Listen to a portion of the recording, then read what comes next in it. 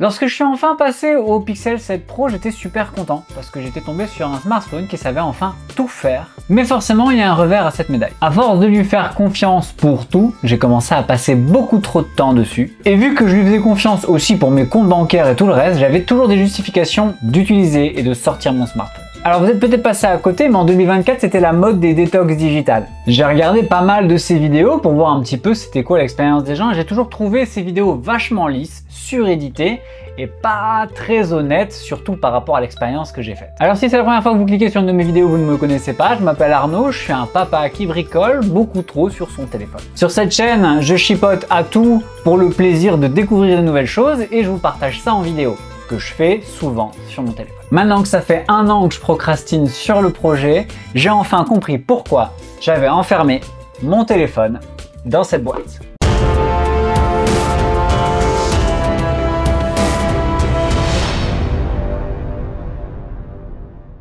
Pour la petite histoire, on est le 12, donc dans 3 jours je commence le challenge. Le 15, si j'ai pas commencé plus tôt, c'est parce que là je suis à Paris. J'avais envie de profiter un maximum, j'avais besoin de mon téléphone pour pouvoir profiter un maximum.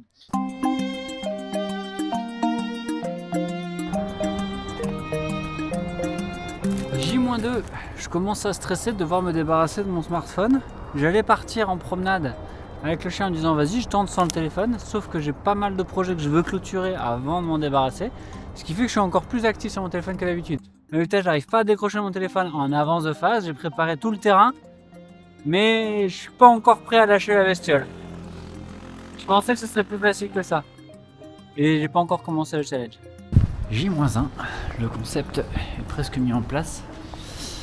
Niveau bancaire, je vais peut-être pouvoir m'en sortir. On est en train de préparer la box ici pour mettre tout dedans. Le téléphone est là, je suis en train de le charger. Ça c'est le téléphone de changement. Ça c'est le live, on est en train de liver ici. Il n'y a que mon frère et qu'une personne. Donc voilà, on va tout mettre là-dedans et on va se séparer du téléphone. Alors, si je fais pas des conneries. On a mis la carte SIM dans le téléphone ici. On va pouvoir l'activer. Et lui, paf! Comme ça que ça va se passer. Donc pour lui, on est chez Bouygues. Je suis stressé.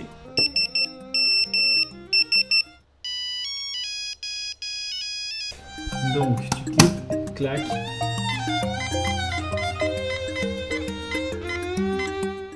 « 720 heures.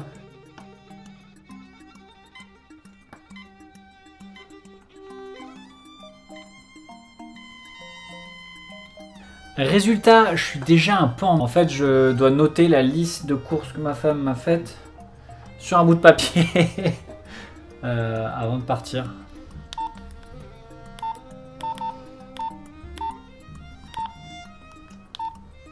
J'ai plus beaucoup de batterie. J'essaie de vous en parler au moment où je le ressens, là, c'est important. Donc là, je viens de partir du bureau où j'ai laissé le smartphone. Je me sens pas bien, j'ai mal au ventre, j'ai la nausée. J'ai déjà eu envie de retourner, de me dire c'est bon, j'arrête tout, c'est quoi ce truc débile. Si c'est pas de l'addiction, je sais pas ce que c'est. Ça va être super intéressant cette affaire. Je suis angoissé tout fou, essentiellement pour le moment à cause de la fonction bancaire. Mais bon, on va trouver des solutions, hein, j'ai mon cerveau, il cherche des solutions, il cherche des... Franchement, c'est hard. Ça va être compliqué. Franchement, ça va être très compliqué. Dès que ça ralentit, j'ai envie de prendre mon téléphone et de rentabiliser le temps lent en fait. C'est chaud.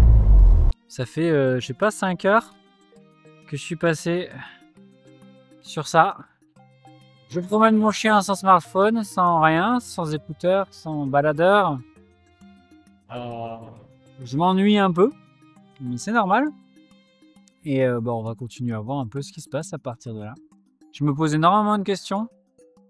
C'est vachement plus bizarre que ce que je pensais que ça allait être. 30 jours. Je sais pas. Je suis perplexe.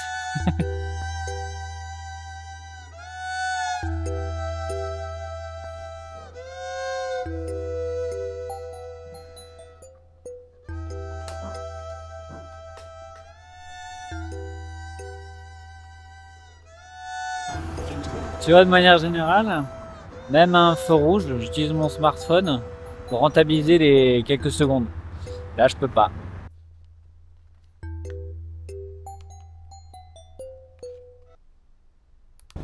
C'est le jour 1, celui qu'on retient. Ça fait donc environ 16 heures que j'ai plus de smartphone. Alors je maintiens que ça paraît pas grand chose pour les gens de manière générale, mais tentez-le, vous allez voir, c'est marrant. Je peux déjà constater un truc. Ce matin, je me suis levé plus frais, probablement dû au fait que j'ai pas été me coucher juste après une séance de smartphone ou d'écran, quoique j'ai un peu travaillé sur l'ordinateur parce que j'ai reporté pas mal de temps d'écran sur l'ordinateur. On parlera de ce que ça représente plus tard. Mais dans l'idée, ce qui s'est surtout passé, c'est que ce matin, je sais pas si vous avez la même sensation que moi, le temps passe super vite le matin. On se lève tard, on n'a pas beaucoup de temps, faut prendre le café, préparer les gosses, les emmener à l'école, et ça va trop vite. Bah dites-vous que sans smartphone au milieu du chemin, l'air de rien, j'ai eu moins cette sensation d'être pris par le temps. En fait, on se rend pas compte du nombre de fois le matin, on prend son téléphone pour couper le réveil, on regarde déjà 2-3 trucs, 5 minutes s'envolent, on va à la douche, on sort de la douche, on regarde si on n'a pas reçu un petit message ou un truc comme ça, 5 minutes qui s'envolent. Entre ton café, ta douche et ton réveil, tu as probablement déjà un quart d'heure qui sont partis sur ton téléphone. Le temps d'émerger. Ça a l'air de rien comme ça, mais en fait c'est énorme parce que le matin, généralement, tu racles un petit peu sur le réveil. Et comme tu racles sur le réveil, il te reste très vite plus beaucoup de temps pour être prêt. Tu te retrouves dans le stress et tu commences ta journée de la mauvaise manière. Il y a un truc qui est très chiant avec les Nokia 3310, je sais même pas c'est quelle version. Je peux pas verrouiller les touches. Donc il arrête pas d'appeler des gens dans ma poche, ça appuie sur les trucs. Bon, j'ai que 2 numéros, donc c'est ma mère et ma femme, donc c'est pas grave en soi. Jour 2 du challenge sans smartphone. J'ai l'impression que ça fait déjà plus d'une semaine que j'ai pas de smartphone, ça fait que 2 jours. C'est long. C'est long, c'est pas grave, c'est pas quelque chose que je reproche à ce challenge, c'est juste que je pensais que le temps passerait plus vite que ça, mais il passe pas. Parce que je suis en congé, donc forcément j'ai que ça à faire que de me regarder évoluer sans smartphone. Alors j'ai fait plein de choses, c'est pas ça le problème, et justement c'est de ça que j'ai envie de parler là vite fait 2 secondes. C'est ce que j'appelle l'intentionnalité d'utilisation d'outils technologiques. En gros, aujourd'hui on a dans notre poche un outil technologique ultra avancé qui permet de faire ce qu'on veut. On peut faire 1000 trucs, et particulièrement aujourd'hui construire une audience, et généralement les gens qui font ça, faut pas se mentir, c'est aussi un peu pour pouvoir générer un revenu passif et pouvoir investir dans sa passion. Et ton téléphone te permet de faire ça. Résultat, tu as ce rapport d'intentionnalité qui s'efface par un réflexe d'utilisation compulsif. Enfin, tout du moins, c'est ce que j'ai identifié chez moi. J'ai besoin d'être productif à la seconde. C'est pas bien, ça c'est le rapport à l'addiction. Et donc, est-ce que me séparer de mon smartphone va augmenter le niveau de qualité de production de ce que je vais faire, quitte à diminuer le volume? Je sais pas.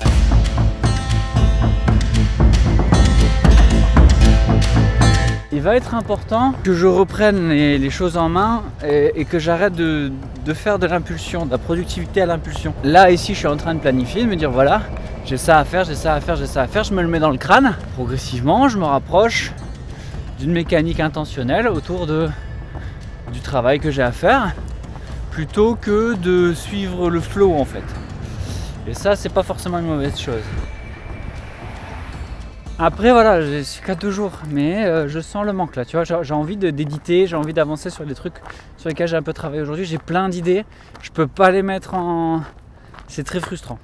Alors, j'en attendais pas moins de ce challenge, mais voilà, on en est là, au balbutiement du début de tout ça. Jour 2, je suis en PLS, royal, je me sens mal, j'ai pas été productif, j'ai pas réussi à avancer sur mes projets, je suis resté en blocage tout à l'heure.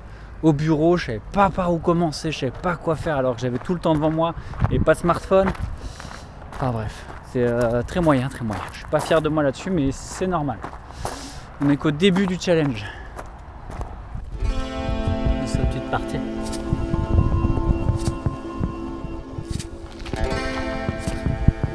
Au score.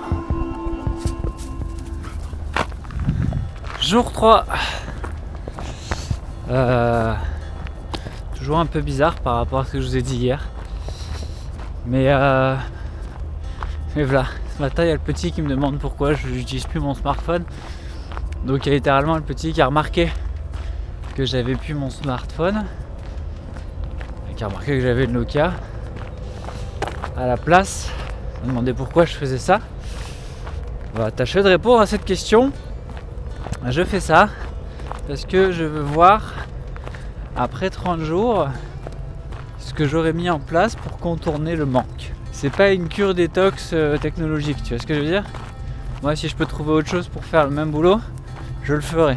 C'est juste qu'il faut s'organiser un peu mieux pour pouvoir se placer, parce que c'est plus difficilement justifiable de se placer à table avec un ordinateur que de sortir 5 minutes son téléphone. Le problème, c'est que quand tu es derrière un ordinateur, ils peuvent comprendre que tu es en train de travailler sur quelque chose. Quand tu es derrière ton téléphone, ils comprennent pas trop pourquoi il y a une si grande distance qui se forme entre toi et eux, selon l'intensité de concentration que tu vas porter à ton écran de téléphone. Aujourd'hui on est dimanche, demain je reprends le boulot.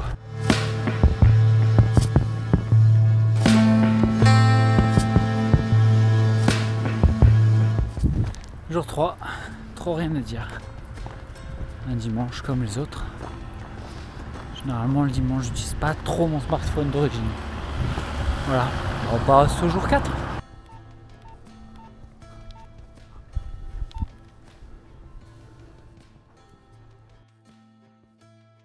Je vous la fais courte. Jour 4. J'ai oublié mon portefeuille au boulot. Résultat, en rentrant, j'ai pas pu mettre d'essence dans la moto. Donc là, je dois seulement repartir chercher la moto, aller mettre de l'essence avec le peu d'argent que j'ai trouvé à la maison dans les tiroirs, en espérant qu'il y ait un guichet ouvert pour que je puisse mettre de l'argent au guichet, pour qu'il puisse me libérer 14 € d'essence dans ma moto. En espérant arriver jusqu'à la pompe à essence avec le peu d'essence qui me reste dans la moto.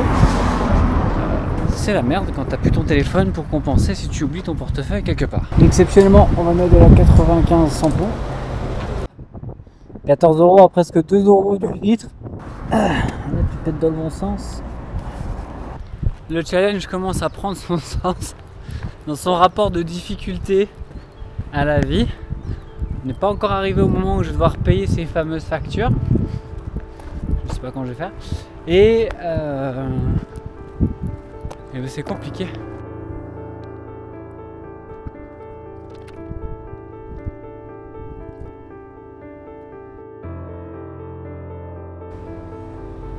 J'ai plus de place pour les textos. On va donc le passer, 5e jour, sur celui-ci.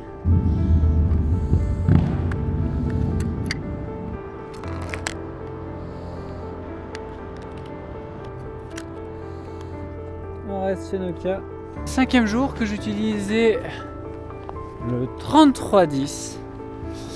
Un téléphone que Nokia a produit en l'année 2000. Il y a vraiment quelque chose, bon déjà je partage la nostalgie sur ce téléphone, donc je l'ai eu quand j'étais plus jeune.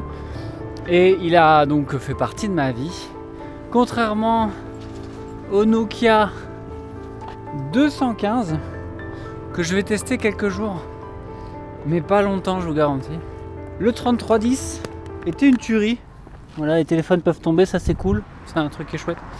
Le 3310 était une tuerie pour son temps. En 2000, pour téléphoner c'était magique. Envoyer des textos c'était un peu compliqué. Je suis arrivé au bout de la mémoire de la carte SIM très rapidement. Aucune idée de comment faire rentrer les messages dedans. Le Snake 2, très sympa. En 2015, ils sortent le Nokia 215 RM 1111. C'est donc un téléphone en 2015 qui sert à téléphoner malgré l'arrivée et l'implantation des smartphones. C'est un téléphone de résistance. Ce téléphone est utile pour téléphoner, mais il est littéralement pire que le 3310. Je préfère le 3310 en main et en expérience que ce truc-là. Pourquoi? Parce que à partir de 2015, les smartphones ont commencé à essayer de faire semblant d'être des smartphones alors que c'était des téléphones. Donc par exemple, tu pourras aller essayer d'aller sur internet, vite fait charger une page Wikipédia, ça prend 4 jours. C'est chiant, tu vois pas clair. Bon, tu peux vraiment dire de faire une petite recherche. Il y a des applications Facebook qui sont dangereuses parce que si tu mets tes codes dessus aujourd'hui, tu vas te faire hacker directement ton compte. Les jeux vidéo dessus sont soit payants, soit vraiment moches et nuls. Ça n'a aucun sens. En dehors de téléphoner. Pour téléphoner, pour avoir la fonctionnalité de ce téléphone-là, je préfère encore avoir le 3310. Mais comme je vous dis, le 3310, il est arrivé au bout de ses capacités mémorielles de messages assez rapidement. Donc je sais pas trop. Je vais pas mentir, donc j'ai repris le boulot. Au boulot, j'ai un smartphone de travail. J'ai tendance à vouloir l'utiliser pour faire des recherches Google ou autre. Je ne le fais pas. Si j'ai une recherche à faire, j'utilise un ordinateur. Je suis en train d'éditer une vidéo avec mon ordinateur. C'est plus long. Je regarde un film en même temps. Parce que voilà, ça c'est moins dynamique. Parce que CapCut a quand même beaucoup de fonctionnalités qui rendent le contenu beaucoup plus vite dynamique sans faire trop d'efforts que quand tu es dans un browser, pas un browser mais un logiciel d'édit pro, bah tu dois tout faire en manuel. Donc c'est vite plus compliqué de rendre dynamique ce que tu fais. J'ai eu des soucis. Genre j'ai le dentiste qui essaie de m'appeler, j'ai pas réussi à décrocher, j'ai essayé de le rappeler, pas moyen de le rappeler, pas moyen de recevoir les messages qu'il m'envoie. Doctolib et tout ça compte beaucoup sur le fait que tu as un smartphone à disposition pour pouvoir suivre tes rendez-vous. Heureusement j'avais tout noté à l'avance, pas de problème. Quoi qu'il arrive, on se rend déjà compte que vivre sans smartphone c'est pas possible. Faudrait que j'aille voir mon patron et que je lui dise selon mes convictions, je fais un mois sans smartphone, tu te démerdes, mais moi, ton logiciel de gestion, je veux pas entendre parler. Je pense pas qu'il serait content. Ce téléphone, dans son utilité la plus complète, a un fond d'écran ultra coloré qui déjà est satisfaisant à l'œil, sachant que je suis actuellement privé de smartphone. La fonction écran lumineux coloré joue déjà un grand rôle sur la fonction de rappel à l'idée d'utiliser son smartphone. Faut en être conscient. On peut donc aujourd'hui passer ces smartphones en noir et blanc. On peut les configurer pour qu'à certaines heures, ils s'activent dans des modes plus light et tout ça. Ça vaut vraiment la peine d'y songer parce que je vous garantis qu'aujourd'hui, maîtriser son utilisation smartphone, ça va devenir un petit échantillon clé de ce que vous allez réussir à faire de vos journées.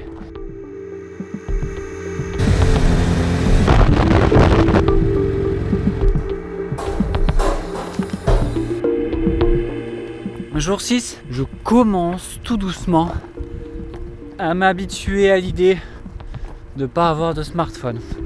C'est bien normalement.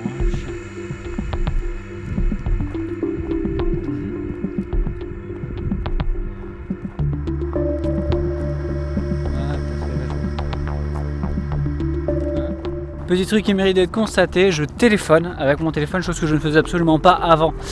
Parce que je m'ennuie, donc comme je m'ennuie, je téléphone aux gens, ce qui n'est pas une mauvaise chose en soi. 7h le jour 7 de ce challenge sans smartphone. Ça commence à aller. On s'y fait. Le Nokia 215 est très mauvais. Résultat, on va passer au Nokia 610. Ici, qui commence à vouloir être un smartphone. Mais il est lui-même très mauvais. Mais on va le tester quand même. C'est Microsoft qui a racheté Nokia à l'époque et qui a produit ça. Et c'est dégueulasse. On passe de la SIM à la micro SIM par contre. Bah, l'écran tactile ne fonctionne pas, donc on va passer là-dessus. Comme ça, sinon tu vas faire.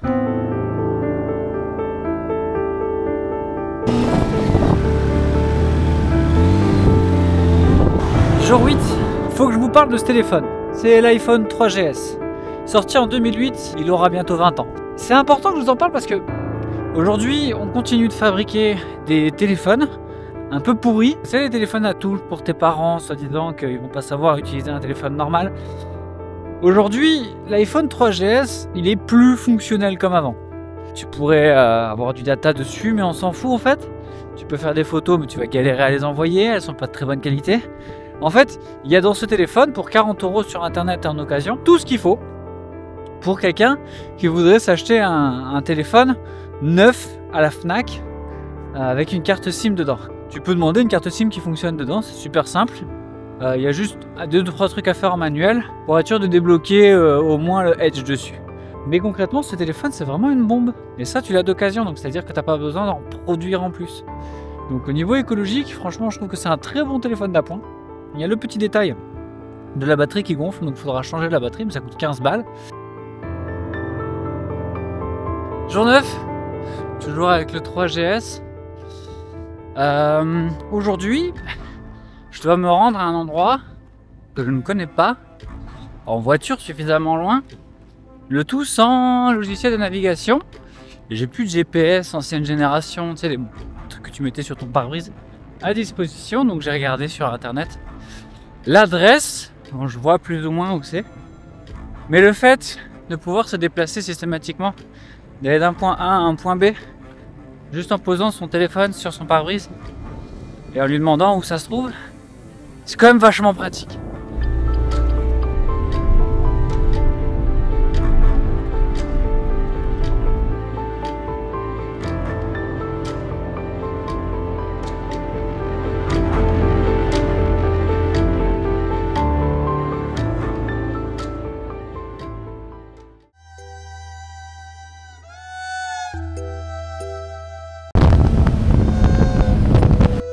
Jour 11 sans smartphone.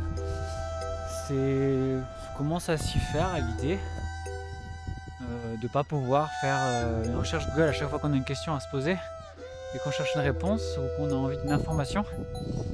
Et c'est pas plus mal. Jour 12 de la vie sans smartphone. Je me rends compte que j'ai moins tendance à dépenser mon argent pour plusieurs raisons. La première, c'est que je n'ai pas accès à mes comptes bancaires. Comme je ne vois pas le solde de mes comptes bancaires, je ne sais pas combien je peux dépenser sans risquer de rater un prélèvement automatique. Et je n'ai pas accès à Amazon en ligne directe non plus.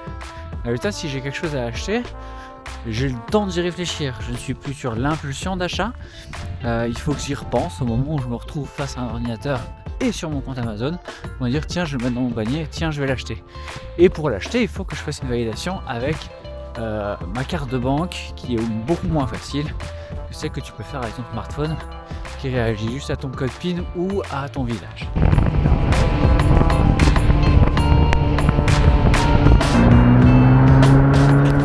Jour 13, sans smartphone, il faut que je vous montre un truc.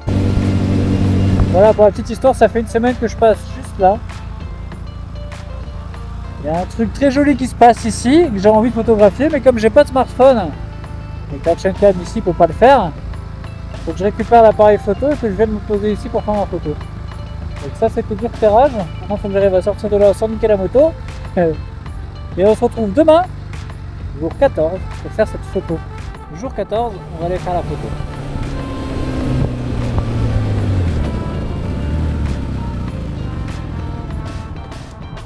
Voilà, petit shoot photo fini. Je vais profiter pour faire des photos de la bandit aussi. On s'occupe comme on peut.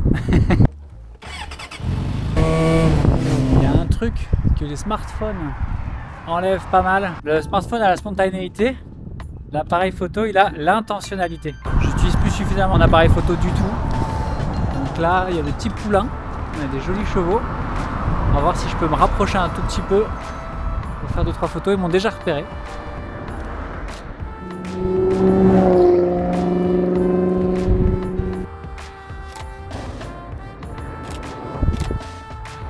Intentionnalité. J'ai réfléchi donc hier à ce que je voulais photographier et je me suis mis à la tâche. La différence avec un smartphone, c'est qu'on est là, on vit le moment, on le capture, on le vit plus. Il se passe un truc que je suis en train de découvrir ici, passé 14e jour, ça fait là, donc la mi-temps, je suis à mi-temps du challenge. Je commence à comprendre certaines choses, à ressentir certaines choses différemment. C'est au moins tout ça qu'il faut avant de commencer à sortir de l'idée de il est où mon smartphone, tu vois ce que je veux dire? Comme si j'avais prévu à l'époque qu'au 15e jour j'aurais rien à dire, je vais vous parler aujourd'hui de certaines choses que j'ai découvertes et que j'ai comprises à travers cette expérience et surtout à travers l'édit de cette expérience.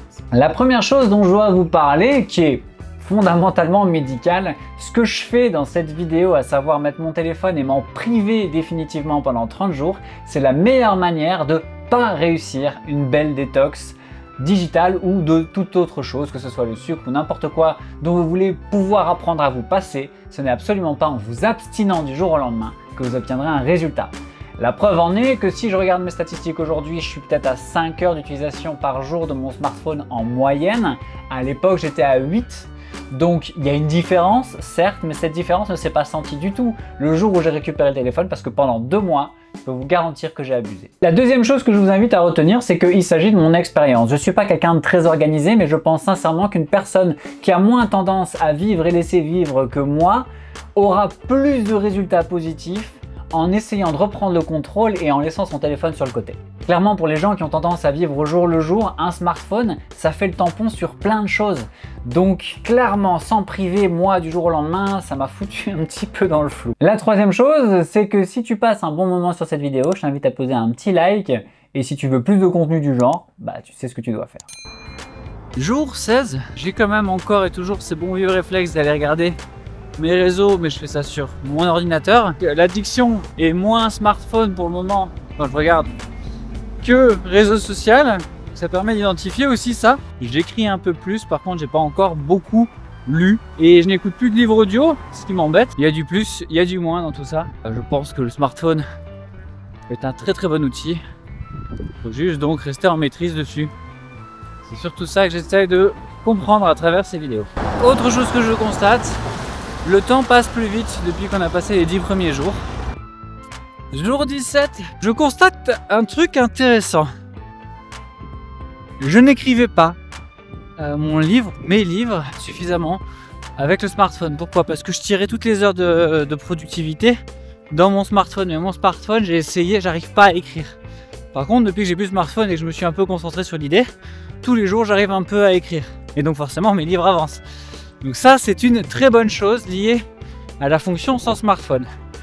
Autre chose, j'ai tendance avec mon smartphone, quand j'ai une idée, à la sortir, la prendre et la noter. La noter et l'oublier. Et jamais avoir le temps de retourner dans mes notes pour voir ce que je peux faire de ces idées. Aujourd'hui, ce qui se passe, c'est que donc, faute de téléphone, là tout de suite j'ai rien pour prendre mes notes. Vraiment, cas d'extrême urgence, je me fais une note dans le téléphone que j'ai à disposition. Là actuellement c'est un 3GS iPhone. Le bloc-notes est assez difficile à utiliser, mais je dis pas, c'est utile quand même. De là, je peux pas faire une note complexe comme j'arrive à faire avec mon smartphone. Je rumine l'idée dans la tête et je me fais marrer. Et ils prennent une forme plus intéressante, je trouve. Jusque là. Donc après, il s'agit de les produire, ces scénarios, de faire des vidéos avec. Mais en l'état, je suis plutôt satisfait d'avoir mon cerveau qui travaille plus les idées plutôt que de les mettre à plat directement, parce que je trouve que le rendu est un petit peu plus péchu. Maintenant, il faut aller au bout des choses. Ça veut dire qu'il faut aussi produire la vidéo, et le smartphone était vachement pratique pour produire la vidéo dans le vif. Mais dans le vif, elle était peut-être un petit peu moins profonde que là. L'idée, elle a le temps de germer, je la laisse repartir, elle revient. Quand elle revient, je la retravaille. Et c'est mon cerveau qui fait le boulot. Et pas mon smartphone qui garde l'idée en lui, mais qui fait que mon cerveau l'a plus en tête. Jour 18, je crois que je peux officiellement en dire que maintenant, j'ai plus le téléphone, je retrouve une fonction créative plus appuyée. Littéralement, je me sens plus en phase avec l'idée de créer du contenu maintenant que je peux plus le faire et que je dois d'abord y réfléchir. Je voulais tenir un live et j'ai pas pu. Mais voilà, on est à 291 heures du téléphone coincé dans la boîte. Et là, on va passer sur un iPhone 4 pour terminer les 10 derniers jours. Ça changera pas beaucoup du 3, si ce n'est en ergonomie. On est au jour 19, si je me trompe pas, de ce challenge sans smartphone. Et on peut dire que je flirte avec la limite acceptable d'utilisation de téléphone à fonction intelligente. J'entends avoir touché le fond en prenant l'iPhone 4 qui, l'air de rien, est donc capable de faire de la vidéo correcte, voire même des photos correctes, mais pas forcément de les traiter. Ce que j'appelle aujourd'hui un smartphone et donc un téléphone avec lequel je pourrais solliciter des logiciels qui me permettraient de faire de l'édit, de la diffusion, de la captation de qualité. L'iPhone 4 n'est pas encore capable de faire ça non plus, mais en termes d'utilisation, d'intérêt pour l'écran, la dynamique, il est là. Alors il n'y a pas d'application dessus, à part les messages et les appels, je sais pas faire grand chose. Je m'amuse pas à activer l'App Store, vu que de toute façon j'aurai accès à aucune application vu qu'elles seront toutes obsolètes. Je vais pas le jailbreaker non plus. Par contre, il me donne envie de m'imposer l'équivalent d'une semaine par mois plus tard, donc après ce challenge, de distance avec mon smartphone. Je sais pas si je vais le faire, mais l'idée m'intéresse. Je trouve ça un bon compromis. Parce que arrivé aux 2/3 de ce challenge, je suis en latence complète. Alors je suis content parce que j'avance sur mon livre. J'ai commencé à mettre les pieds dedans. J'ai pas trop le choix le soir, même si hier j'ai quand même réussi à faire à la fois un peu d'édit de vidéo, mais je tire sur l'édit de vidéo et puis après je pars sur l'avancée du livre. L'idée c'est que c'est pas encore efficace. Il faudrait que je me dissocie de mon smartphone plus de 6 mois je crois pour obtenir un résultat intéressant et commencer à avoir la vague positive réelle derrière. Comme je vous ai dit, niveau créativité, niveau mécanique de réflexion et report d'intention, préparation du terrain avant de faire quelque chose, y réfléchir pour s'organiser. Le manque de smartphone force un peu tout ça et ça stimule quand même pas mal les synapses, on va pas se mentir. Le téléphone aujourd'hui, le smartphone aujourd'hui, nous allège de pas mal de réflexions. On est beaucoup plus dans l'intuition. Alors c'est bien dans un sens, mais il faut avoir un bon projet dans lequel l'intuition joue une part importante, mais qui est quand même une base de préparation à l'origine pour justifier tout ça. Aujourd'hui, ce que je pense que le smartphone fait beaucoup, c'est justement isoler les gens dans leurs projets et leur faire abstraction des perspectives autour. On est dans le flou autour de ce qui se passe sur le smartphone, on n'est pas dans le net. Et la capacité technique aujourd'hui des smartphones tels que le Pixel 7 Pro, c'est assez impressionnant parce que quand tu redescends et que tu vas voir un petit peu ce qui se faisait il y a 10 ans, tu te dis waouh, on vient de loin. Et l'air de rien, iPhone, et c'est pour ça qu'aujourd'hui encore les iPhones sont aussi prisés peut-être, même si la distance technologique est plus aussi valorisable qu'à l'époque. À l'époque de l'iPhone 4, ce téléphone était une bombe. Et aujourd'hui, si vous deviez prendre un téléphone qui sait rien faire à part téléphoner, faire des textes, etc., je vous dirais prenez un iPhone 4, ça coûte 40 € sur le bon coin.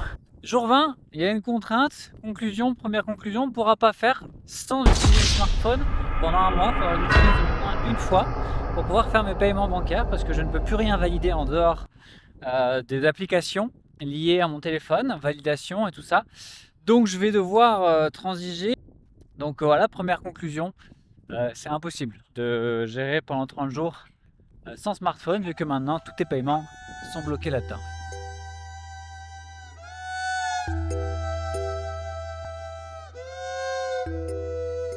On va devoir faire une ouverture d'urgence pour payer les factures, jour 21. Donc ce qu'on va faire, c'est qu'on va transiger pour pas payer l'agio, voire se retrouver interdit bancaire. Si vous voulez ouvrir la boîte, en cas d'urgence, vous devez suivre les instructions suivantes. Il faut maintenir M et H pendant 10 secondes pour ouvrir le capot. Et cette fonction peut être utilisée une seule fois quand il y a un chrono en cours. Donc là, je vais pouvoir l'ouvrir. Voilà. Ah bah non, ça a niqué le chrono. J'arrive pas à l'ouvrir, c'est quoi, c'est dingue. Ah, voilà. Et ouais, tu penses, ça aurait été super si j'avais pu juste ouvrir le téléphone, faire les paiements et les virements. Avec Orange Bank qui a décidé de fermer ses services, j'ai tous mes domiciliations et prélèvements automatiques à faire transférer. Je dois prendre le téléphone aujourd'hui, m'occuper de ça aujourd'hui, sinon je vais me faire niquer de partout. L'iPhone 4 est franchement une bonne bête. Et je vais donc remettre le téléphone dans sa boîte. Après l'utilisation d'une journée du téléphone pour payer toutes les factures qu'il y avait à payer, on va le remettre dans sa boîte. Donc elle est passée à 0, je pensais que le compteur resterait actif. Voilà. 13h47, le 6 avril, au moment où je remets ça dedans. Je sais pas si c'est trop... Bon allez, vas-y pour 200 heures, ça marche aussi.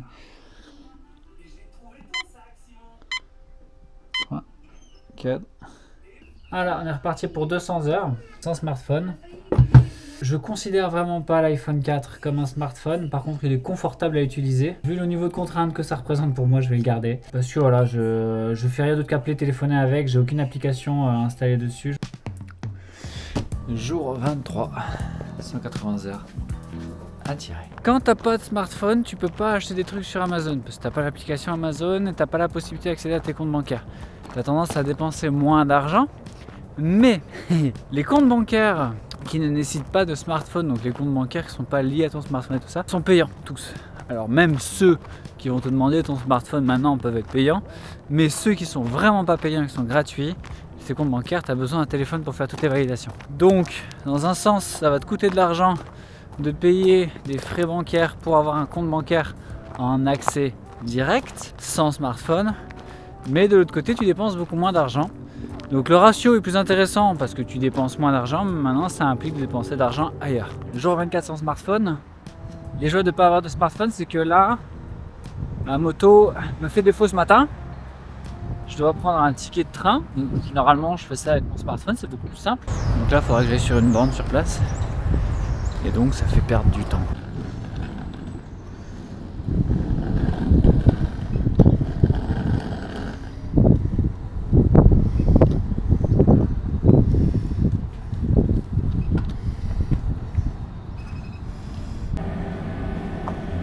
Dans les analyses et conclusions, il y a ce rapport au temps qui passe beaucoup plus vite quand on a un smartphone.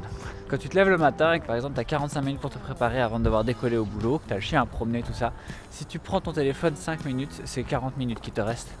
Et 5 minutes qui sont parties sur internet pour pas grand chose en fait. Et ça, il faut ne plus avoir de téléphone pour se rendre compte de l'aisance matinale. Par exemple, c'est juste pour le matin, mais c'est valable à ta pause du midi, c'est valable le soir quand tu as quelque chose à faire et que tu grattes un petit peu de temps sur ton smartphone. En fait, quand tu n'as pas de smartphone, tout ce temps-là, tu le gardes, tu peux le réinvestir dans quelque chose de plus constructif et de plus intentionnel. Ça, c'est un côté très positif qui donne très envie de rester sur l'iPhone 4. Donc je vais voir un petit peu par la suite comment je vais abriquer l'idée de ne pas avoir tout le temps un smartphone. Il me reste, je crois, 4 ou 5 jours sans smartphone. Pas vous mentir, j'ai hâte de récupérer mon smartphone parce que j'ai beaucoup de choses à faire dessus. Par contre, j'ai pas hâte de retrouver mon smartphone pour plein de bonnes raisons. Essentiellement les raisons addictives de launch de réseau automatique, tous ces trucs là. J'ai bien l'intention de bien me calmer à ce niveau là. Par contre, création de contenu, vidéo, audio, écriture un peu aussi, tout ça, ça me manque un peu avec mon smartphone. Je pouvais le faire tout le temps, maintenant je suis obligé de tirer le soir pour obtenir le même résultat la journée. Après c'est pas grave en soi, ça a fait du bien. Cette pause a fait du bien, m'a permis de me rendre compte que oui, clairement, j'ai une addiction au smartphone, on l'a tous je pense. Après, les structures fonctionnelles et nécessaires s'incorporer dans nos vies à travers nos téléphones, à savoir les banques, l'administration, plein de choses. Donc je pense pas qu'on pourra revenir en arrière. On peut encore faire l'essentiel sur ordinateur, mais même aujourd'hui sur ordinateur, la double validation nécessite la présence d'un smartphone sur lequel on pourra activer une application pour pouvoir activer une application sur le web. Et c'est plutôt bordélique cette affaire. J'ai vraiment perdu le rythme. Je pense qu'on est jour moins 3, éventuellement jour 27 sans smartphone. Exemple rapide, si j'avais eu mon smartphone lundi quand j'ai dû prendre le train, que je suis revenu, je suis passé à Cash Converter. Il y avait 2 articles qui avaient l'air vachement intéressants. Le temps que je prenne mon iPhone 4, que je fasse une vieille photo sur laquelle je ne savais pas lire, que je fasse une remontée d'informations sur internet pour voir ce que ça valait, je suis revenu au magasin fin de semaine et c'était parti. On parle d'une petite centaine d'euros qui se perdent en achat-revente direct. C'est comme ça, c'est pas grave. Mais si tu veux faire un peu d'argent facile en 2024, en 2025 et les années qui suivent, un smartphone c'est vachement utile.